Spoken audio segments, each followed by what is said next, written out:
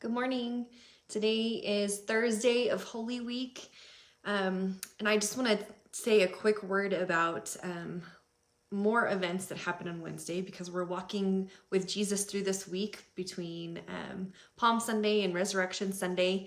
And so in addition to Wednesday, yesterday, being the day that Jesus was anointed with this expensive perfume and just what we learn about worshiping the Lord through that act, Wednesday was also the day when Judas, one of the 12 disciples, began to make arrangements to betray Jesus and to have him handed over to be arrested.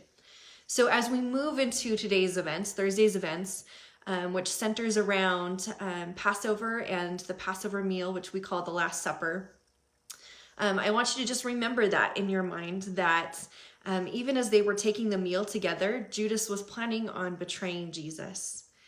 So today's devotion comes from Matthew 26, verses 26 through 29. It says, "Now while they were eating, Jesus took some bread, and after a blessing, he broke it and gave it to the disciples, and said, 'Take, eat, this is my body.' And when he had taken a cup and given thanks, he gave it to them, saying, 'Drink from it, all of you. For this,'" sorry, I just got a notification that popped up on my phone, and I just wanted to make sure it didn't interrupt. Okay, when he had taken the cup and he had given thanks, he gave it to them, saying, 'Drink from it, all of you, for this is my blood of the covenant, which is being poured out for many for the forgiveness of sins. But I say to you, I will not drink of this fruit of the vine from now on until the day when I drink it with you new in my Father's kingdom.'" So on Thursday evening, Jesus and his disciples were prepared to share the Passover supper together. And that meal was going to be the last of Jesus's ministry. The room was prepared, they were gathered, the table was set, and Jesus prayed a blessing over their meal. And as the bread was broken and the cup was passed around, he gave those elements, the bread and the cup, new significance in a way that really, they weren't super significant before, but he gave them new significance.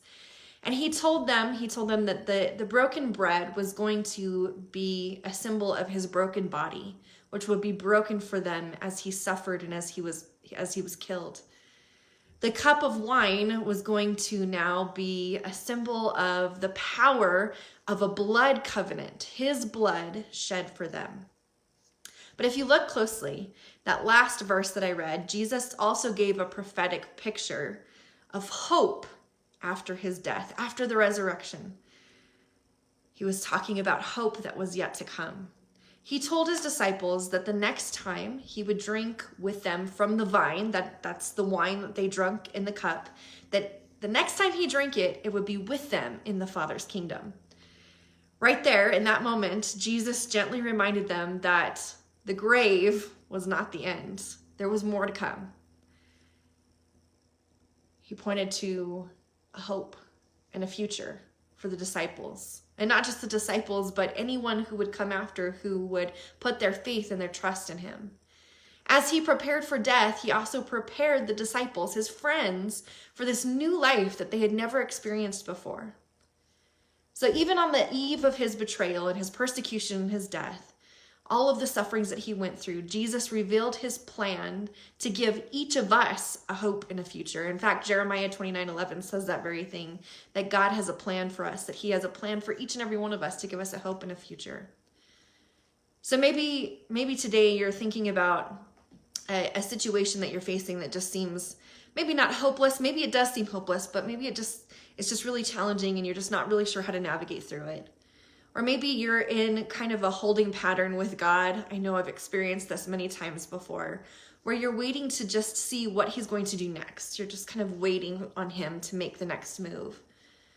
But God's word gives us encouragement, regardless of what we're going through. Even if things are great today, he gives us encouragement to keep lifting up our head, to keep holding up our head high, because we know that we have hope in him.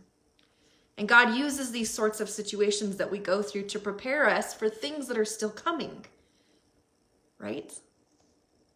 We've all experienced these moments of hopelessness. We've all had these moments where we couldn't see how things could possibly work out okay for the future. So how does this truth of this passage in the Passover, tell us about, help us bring those moments into perspective? How does it help us remember that during those times of darkness, we have something better to cling on to, right? It's not the end. Even the grave isn't the end.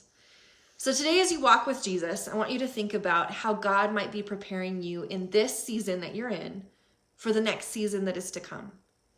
What is he doing in your life today to refine your character, to give you new insight, to make your roots in him go deeper? Because that's what we really want, isn't it? I want you to take a moment today to identify all of the ways that he is actively working in your life right now. Write them down and then thank him. Just give him thanks for his broken body and his poured out blood that gives us the opportunity to have a relationship with God who promises to make us new. Thank him for all the ways in the past that he's brought you through those challenging times and that hopelessness and the way that he strengthened your character in him and your relationship in him. Today, just spend a little bit of time thanking him and worshiping him because he alone is worthy of our worship. I hope this blesses you today, and I hope it's a good reminder to you as we walk with Jesus throughout the rest of Holy Week, what it means to really walk with him and all the hope and the promise that he has given us for the future that we have. Have a blessed day.